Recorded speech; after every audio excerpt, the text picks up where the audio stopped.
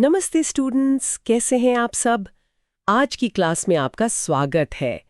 आज हम आपकी कक्षा 8 सामाजिक विज्ञान की किताब से एक बहुत ही दिलचस्प और ज़रूरी अध्याय शुरू कर रहे हैं। चैप्टर का नाम है प्राकृतिक संसाधन और उनका उपयोग। हाँ, वही चैप्टर 1। और ध्यान रहे, आज हम इस अध्याय के सिर्फ शुरुआती 10 पृष्ठों पर ही फोकस करेंगे, उन्हें अच्छे से समझेंगे। अच्छा, एक बात सोचिए, सुबह जब आप उठते हैं, पानी से ब्रश करते हैं, है ना? फिर नाश्ता, स्कूल जाना बस से या साइकिल से, क्लास में पंखे की हवा, कॉपी, पेंसिल, रात को सोने से पहले लाइट बंद करना, ये सब चीज़ें पानी, हवा, खाना, बिजली, आपकी कॉपी का कागज़, पेंसिल की लकड़ी, आपकी साइकिल या बस का मेटल, ये सब आया कहाँ से? कभी सोचा है? इनमें से ज्यादातर चीजें हमें सीधे प्रकृति यानी नेचर से मिलती हैं। आज हम इन्हीं कुदरती तोहफों के बारे में बात करेंगे, जिन्हें हम कहते हैं प्राकृतिक संसाधन या नेचुरल रिसोर्सेज। तैयार है? चलिए शुरू करते हैं। तो पहला सवाल यही उठता है कि प्रकृति कब संसाधन बनती है? देखिए, हमारे चारों ओर प्रकृति में कितनी सारी चीजें हैं। पेड़, हवा, पानी, जमीन, पत्थर, जानवर, ये सब प्रकृति का हिस्सा है। इन्हें हमने तो बनाया नहीं। पर क्या ये सब हमेशा से संसाधन थे? नहीं, ऐसा नहीं है। कोई भी चीज प्रकृति में हो सकती है, लेकिन वो संसाधन तब बनती है जब हम इंसान उसे अपने काम में लाते हैं। मतलब जब हमें उसका कोई उपयोग, कोई यूज, कोई वैल्यू पता चलती है और हम उसे इस्तेमाल करना शुरू करते हैं। जैसे सोचिए, जमीन के नीचे कोयला तो लाखों साल से था, पर वो संसाधन कब बना? जब हमने आग का इस्तेमाल सीखा, फिर उससे ऊर्जा बनानी सीखी, तब जाकर वो एक कीमती संसाधन बना। हाँ, बिल्कुल सही। जैसे पेड़ का उदाहरण ले, जंगल में खड़ा है तो वो प्रकृति का हिस्सा है। लेकिन जैसे ही हमने उसकी लकड़ी काटकर घर बनाया, फर्नीचर बनाया या मान लीजिए कागज बनाया, तो वही पेड़ हमारे लिए एक संसाधन बन गया। इसको संसाधन कहलाने के लिए कुछ शर्तें भी पूरी होनी चाहिए। ये हमारे अध्याय में भी बताया गया है। पहली शर्त है तकनीकी सुलभता, यानी क्या हमारे पास उसे निकालने या इस्तेमाल करने की टेक्नोलॉजी है भी या नहीं। मान लीजिए पता चले कि समुद्र में बहुत नीचे कोई कीमती खनिज है, पर हमारे पास उसे निकालने की तकनीक ही न हो, तो वो अभी हमारे लिए क्या कहते हैं, संभाव्य संसाधन हो सकता है, पर वास्तविक नहीं। अच्छा, मतलब तकनीक होनी चाहिए। और दूसरी शर्त है आर्थिक व्यवहार्यता, मतलब उसे निकालने या प्रोसेस करने का खर्चा। कहीं वो इतना ज्यादा तो नहीं कि इस्तेमाल करना ही महंगा पड़ जाए। अगर खर्च बहुत ज्यादा है और फायदा कम, तो उसे संसाधन मानना मुश्किल हो जाता है। ठीक है। और तीसरी शर्त? तीसरी है सांस्कृतिक स्वीकार्यता, कल्चरल एक्सेप्टेबिलिटी। हमारा समाज, हमारी संस्कृति क्या उस चीज के इस्तेमाल को स्वीकार करती है?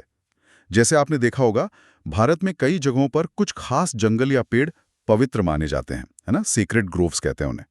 वहां से लकड़ी काटना भले ही आसान हो, सस्ता हो, पर कल्चरली एक्सेप्टेबल नहीं होता। तो वो पेड़ पूजनीय हैं, संसाधन नहीं माने जाते उस तरह से। हाँ, ये बात तो है, बिल्कुल सही। हमारे अध्याय में पृथ्वी के कई खजानों का जिक्र है। पानी, हवा, मिट्टी तो हैं ही, साथ में कोयला, पेट्रोलियम, कीमती पत्थर, धातु अयस्क, मेटल ओर्स, लकड़ी वगैरह। अध्याय में एक चित्र 1.2 भी है, हिमाचल प्रदेश के माइक्रोहाइडल प्लांट का। पानी बह रहा है, उससे बिजली बन रही है। पानी यहाँ क्या बन गया? ऊर्जा का संसाधन। और एक और चित्र 1.3 है, समुद्र में बड़े से ऑफशोर ऑयल रिग का, जो नीचे से तेल निकाल रहा है। ये सब उदाहरण है कि कैसे प्रकृति की चीजें संसाधन बनती हैं। तो सार क्या निकला? क्या प्रकृति की हर चीज अपने आप में संसाधन है, या उसे संसाधन बनने के लिए कुछ और चीजें भी जरूरी हैं? चलिए अब थोड़ी बात करते हैं प्रकृति के महत्व और हमारे आसपास के संसाधनों की, sacred nature and resources around us. अध्याय में ये भी बताया गया है कि कई पुरानी संस्कृतियों में, खासकर आदिवासी परंपराओं में, प्रकृति को पवित्र मानते हैं, माँ की तरह। ऐसा क्यों? क्योंकि वो हमें पालती है, जीवन देती है। भारत में तो ये बहुत आम है, जैसे तुलसी के पौधे की पूजा होती है घरों में, चित्र 1.6। नदियों की पूजा, पीपल या बरगद को पवित्र मानना, सूर्य को जल चढ़ाना, चित्र 1.9। ये सब हम देखते हैं। हाँ, और ये सिर्फ रीति रिवाज नहीं है। अक्सर इनके पीछे प्रकृति के संतुलन को समझने और बनाए रखने की सोच होती है। ये तरीके हमें सिखाते हैं कि प्रकृति का आदर करो, उसे बर्बाद मत करो। एक तरह से ये कंजर्वेशन का पारंपरिक ज्ञान है। अच्छा, अब एक छोटी सी एक्टिविटी करते हैं। जहां भी आप हैं, जरा अपने आसपास देखिए। आपकी स्कूल यूनिफॉर्म किस चीज से बनी है? आपकी किताब, पेंसिल, कुर्सी, पानी की बोतल। सोचिए, इनका असली स्रोत क्या है? थोड़ा गहराई में जाएंगे तो पता चलेगा, अरे ये सब तो घूम फिरकर प्रकृति से ही जुड़ा है। कॉटन की शर्ट कपास के पौधे से, प्लास्टिक की बोतल पेट्रोलियम से, किताब का कागज पेड़ से, पेंसिल की लकड़ी पेड़ से, और उसका ग्रेफाइट वो भी जमीन से निकला खनिज है। बिल्कुल। तो संक्षेप में कहें, प्राकृतिक संसाधन वो पदार्थ और ऊर्जा हैं जो हमें प्रकृति से मिलते हैं और हमारे लिए किसी न किसी रूप में उपयोगी मतलब वैल्यूएबल हैं। अध्याय में देखिए, चित्र 1.4 में किसान हल चला रहा है। मिट्टी, पशु दोनों प्राकृतिक संसाधन हैं। चित्र 1.5 में मधुमक्खी का छत्ता, शहद, मोम मिलता है। ये सब प्रकृति के ही तो देन है। तो यहाँ याद रखने वाली बात यह है कि हमारी रोजमर्रा की जिंदगी की लगभग हर चीज आखिरकार कहाँ से आती है। अब देखिए, प्रकृति में इतनी सारी चीजें हैं। इन्हें ठीक से समझने के लिए हम क्या करते हैं? क्लासिफिकेशन। हम उन्हें अलग अलग ग्रुप्स या कैटेगरीज में बांट देते हैं। प्राकृतिक संसाधनों को भी हम कई आधारों बेसिस पर बांट सकते हैं। इससे उन्हें समझना आसान हो जाता है। जी हाँ, वर्गीकरण या कैटेगराइजेशन जरूरी है। इससे हमें एक जैसी विशेषताओं वाली चीजों को एक साथ रखने, समझने और उनके बारे में बात करने में मदद मिलती है। जैसे हम कहते हैं धातु या मेटल, तो दिमाग में लोहा, तांबा, सोना जैसी चीजें आती हैं जिनकी कुछ कॉमन प्रॉपर्टीज होती हैं। तो चलिए देखते हैं कि हमारे अध्याय में प्राकृतिक संसाधनों की श्रेणियां, कैटेगरीज ऑफ नेचुरल रिसोर्सेज, किन आधारों पर बताई गई हैं। एक आधार हो सकता है उनका उपयोग, यूज, किस काम आते हैं वो। पहला तो कुछ संसाधन जीवन के लिए जरूरी हैं, एसेंशियल फॉर लाइफ। इनके बिना तो हम जी ही नहीं सकते। कौन से हुए ये? हवा, सांस लेने के लिए, पानी, पीने और बाकी कामों के लिए, और भोजन जो मिट्टी से उगता है। बिल्कुल, बेसिक नेसेसिटीज। फिर दूसरे कुछ संसाधन सामान बनाने के स्रोत हैं, सोर्स फॉर मटेरियल्स। इनसे हम तरह तरह की चीजें बनाते हैं, जैसे लकड़ी से फर्नीचर, कपास से कपड़े, लोहे से गाड़ियां, मशीनें, बॉक्साइट से एल्यूमिनियम, संगमरमर से मूर्तियां या फर्श, बहुत कुछ। हाँ, रॉ मटेरियल्स एक तरह से। और तीसरा प्रकार है ऊर्जा के स्रोत, सोर्सेज फॉर एनर्जी। इनसे हमारी दुनिया चलती है, बिजली, गाड़ियां, मशीनें, जैसे कोयला, पेट्रोलियम, प्राकृतिक गैस, ये तो है ही। साथ में बहता पानी, हाइड्रो इलेक्ट्रिसिटी, सूरज की रोशनी, सोलर एनर्जी, और हवा, विंड एनर्जी भी। तो उपयोग के आधार पर संसाधन मुख्य रूप से इन 3 कामों के लिए होते हैं: जीने के लिए, सामान बनाने के लिए या ऊर्जा पाने के लिए, है ना? हाँ। उपयोग के अलावा संसाधनों को बांटने के कुछ और आधार भी हैं जो हमारे चैप्टर में दिए गए हैं। चलिए उन्हें देखते हैं। एक आधार है विकास और उपयोग का स्तर, level of development and use.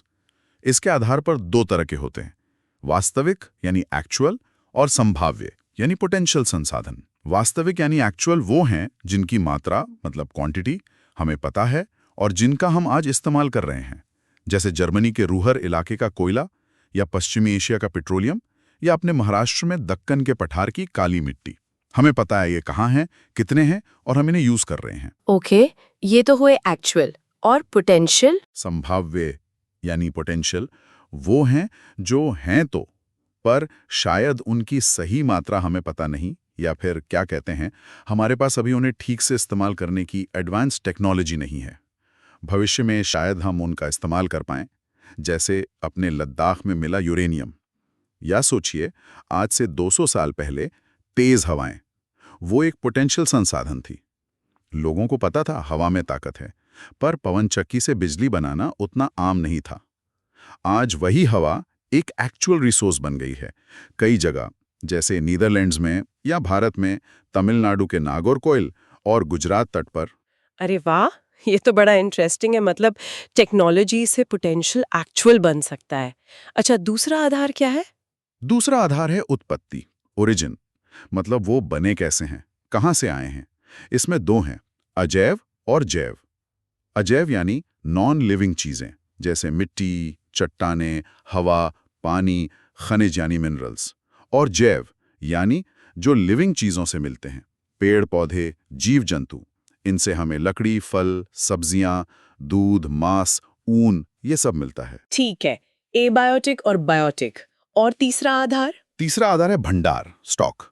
मतलब वो कितने हैं और कितनी जल्दी रिप्लेनिश होते हैं, यानी फिर से बनते हैं। इस आधार पर दो मुख्य प्रकार हैं, नवीकरणीय, रिन्यूएबल, और अनवीकरणीय, नॉन रिन्यूएबल।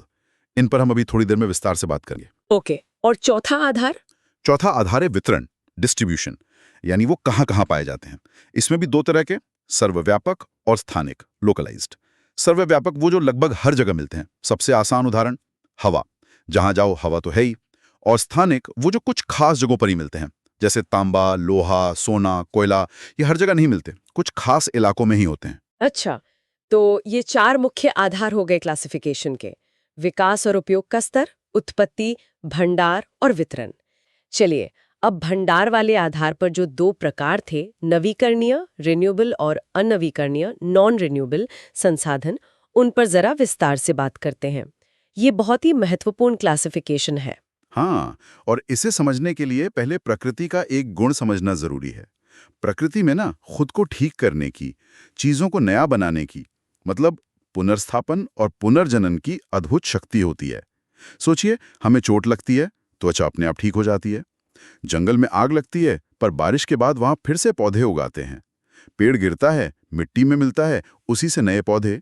ये साइकिल चलता रहता है।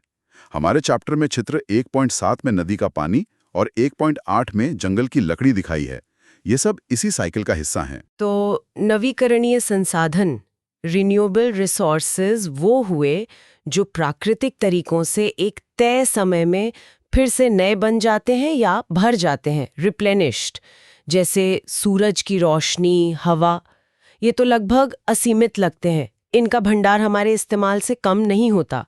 लेकिन कुछ और भी हैं, जैसे पानी, मिट्टी, जंगल, ये भी रिन्यू होते हैं। पर यहाँ एक लेकिन है, अगर हम इनका इस्तेमाल बहुत तेजी से करें, लापरवाही से करें, तो इनका भंडार कम हो सकता है या ये खराब हो सकते हैं, प्रदूषित हो सकते हैं। जी, यही सबसे जरूरी बात है।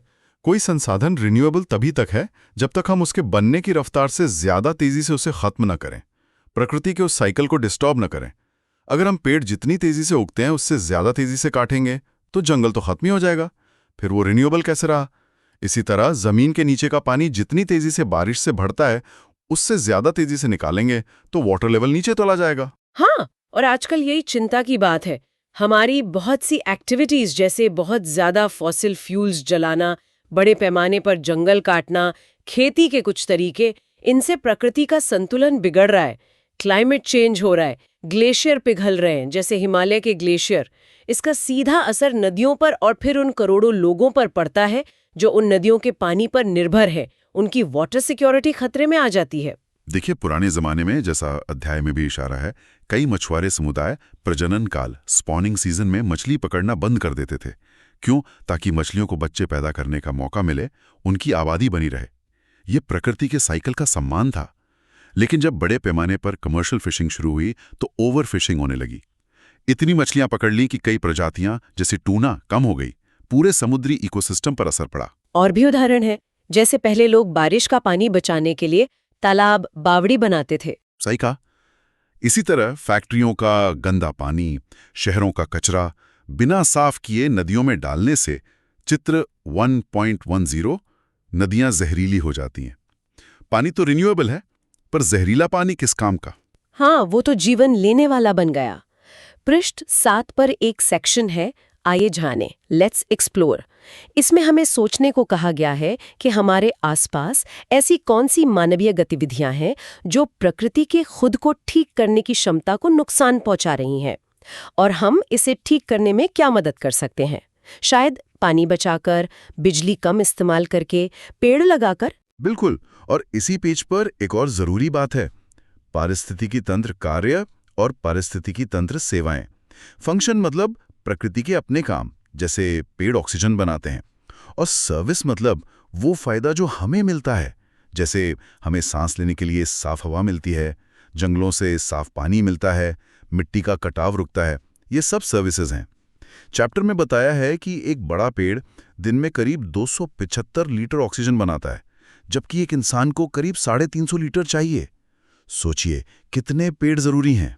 बाप रे, बहुत ज्यादा। पृष्ठ 8 पर एक और आइए जाने हैं। इसमें कहा है कि अपने इलाके के नवीकरणीय संसाधनों जैसे पानी, जंगल, मिट्टी के बारे में पता करें। क्या उनकी हालत बदली है, क्यों, और सुधार के लिए क्या हो सकता है? ये तो एक अच्छा छोटा सा रिसर्च प्रोजेक्ट हो सकता है। हाँ बिल्कुल। चलिए अब बात करते हैं अनवीकरणीय संसाधनों की, नॉन रिन्यूएबल रिसोर्सेज की। जैसा नाम से ही लग रहा है, ये वो संसाधन है जो या तो बनते ही नहीं दोबारा, या उन्हें बनने में लाखों करोड़ों साल लगते हैं। मतलब हमारी जिंदगी में वो दोबारा नहीं बन सकते। हम जिस तेजी से उन्हें इस्तेमाल कर रहे हैं, उस तेजी से वो बन नहीं रहे हैं। इसलिए धरती पर इनका भंडार सीमित है, लिमिटेड स्टॉक है। एक बार खत्म तो मतलब खत्म। इनके सबसे बड़े उदाहरण कौन से हैं?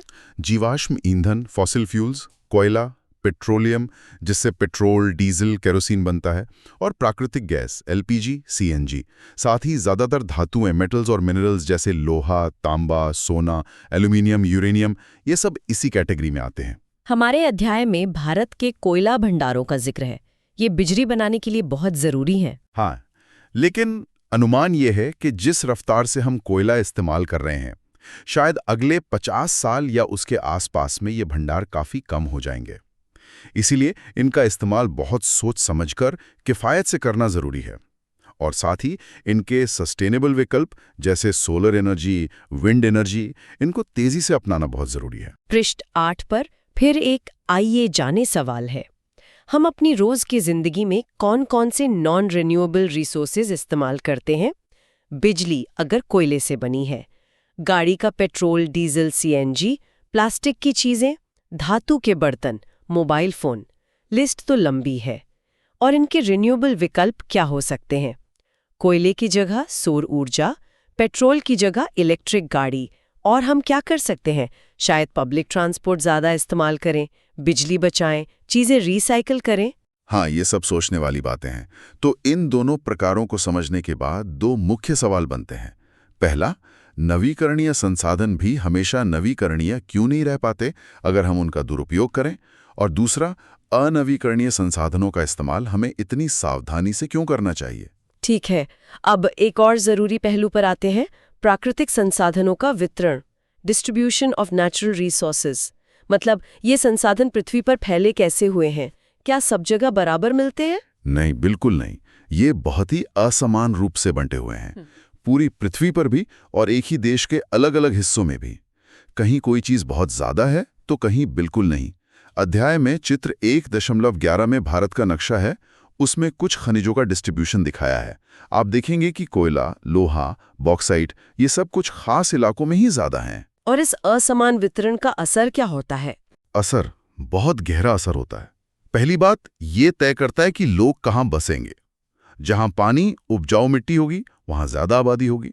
दूसरा, ये व्यापार ट्रेड पैटर्न्स को तय करता है। जिनके पास ज्यादा है वो उन्हें बेचते हैं, जिनके पास कम है। तीसरा, ये देशों के बीच रिश्तों, इंटरनेशनल रिलेशंस को प्रभावित करता है। तेल के लिए कितनी राजनीति होती है। और चौथा, दुख की बात है, ये अक्सर संघर्षों, कॉन्फ्लिक्ट्स का कारण भी बनता है। जमीन, पानी, तेल, हीरे, इनके लिए लड़ाइयां होती रही हैं। पर ये डिस्ट्रीब्यूशन इतना अनइवन होता क्यों है? ये मुख्य रूप से पृथ्वी के भौतिक कारकों, फिजिकल फैक्टर्स पर निर्भर करता है। जैसे कि उस जगह का भूभाग, टेरेन कैसा है, पहाड़, मैदान, पठार, वहां की जलवायु कैसी है, गर्म, ठंडी, बारिश वाली, और ऊंचाई कितनी है। क्योंकि पृथ्वी पर ये सब चीजें जगह जगह बहुत अलग हैं, इसलिए वहां पाए जाने वाले संसाधन भी अलग अलग होते हैं। खनिज बनने की प्रक्रियाएं भी खास जियोलॉजिकल कंडीशंस में ही होती हैं। पृष्ठ 9 पर आइए जाने में कहा गया है कि नक्शे फिगर 1.11 को ध्यान से देखें और पता करें कि मुख्य खनिज कहाँ केंद्रित हैं, और फिर सोचें कि आपके अपने इलाके में कौन से संसाधन ज्यादा मिलते हैं। क्या खेती ज्यादा होती है या कोई खनिज? हाँ, और ये भी होता है कि जहां संसाधन मिलते हैं वहां उनसे जुड़े उद्योग लग जाते हैं। जैसे जहां लोहा और कोयला है वहां स्टील प्लांट लग सकता है। इससे लोकल लोगों को रोजगार मिलता है, शहर बढ़ते हैं, जीवन स्तर सुधरता है। लेकिन इसका एक दूसरा पहलू भी है। कई बार संसाधन निकालने के लिए लोगों को उनकी जमीन से हटना पड़ता है। डिस्प्लेसमेंट, उनके घर, खेत, पवित्र स्थान छिन जाते हैं। इससे भी टकराव होता है। हाँ, ये एक मुश्किल संतुलन है। पृष्ठ 10 पर फिर 2 आइए जाने गतिविधियां हैं। पहली, कोई 2 संसाधन चुने, जैसे कोयला और कपास। पता करें भारत में वो कहाँ-कहाँ ज्यादा मिलते हैं, नक्शे पर दिखाएं। उनके डिस्ट्रीब्यूशन में क्या पैटर्न दिखता है और उनसे जुड़ी इकोनॉमिक एक्टिविटीज क्या हैं। दूसरी, सोचे कि इन संसाधनों को निकालने का वहां के लोगों और पर्यावरण पर क्या असर पड़ता है अभी और भविष्य में, और हम इन उपहारों का इस्तेमाल ज्यादा जिम्मेदारी से कैसे कर सकते हैं। और डिस्ट्रीब्यूशन से जुड़ी एक और बहुत जरूरी बात, प्रकृति जो है वो राजनीतिक सीमा या पॉलिटिकल बाउंड्रीज नहीं मानती। नदी किसी राज्य या देश की सीमा पर रुक नहीं जाती।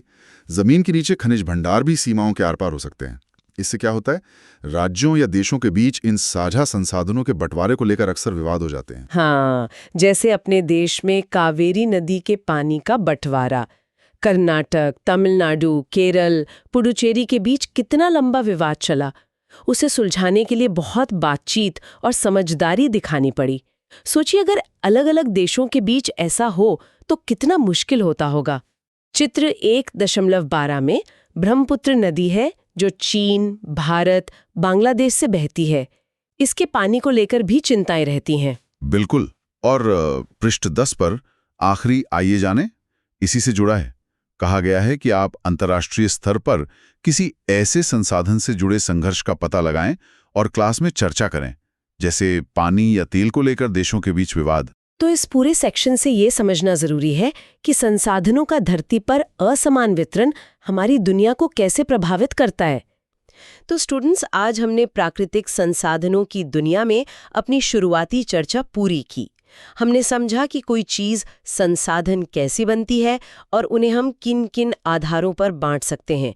उपयोग, उत्पत्ति, विकास का स्तर, भंडार जिसमें नवीकरणीय और अनवीकरणीय सबसे जरूरी है, और वितरण के आधार पर। हमने ये भी देखा कि ये संसाधन दुनिया में बराबर नहीं बटे हैं और इस असमानता के कितने गहरे सामाजिक, आर्थिक और राजनीतिक असर होते हैं, सहयोग भी और संघर्ष भी। और सबसे महत्वपूर्ण बात, हमने ये समझा कि नवीकरणीय संसाधनों को बचाए रखना क्यों जरूरी है, ताकि वो सचमुच नवीकरणीय रहें, और अनवीकरणीय संसाधनों का इस्तेमाल किफायत और समझदारी से क्यों करना चाहिए। प्रकृति के अपने संतुलन और चक्रों का सम्मान करना जरूरी है।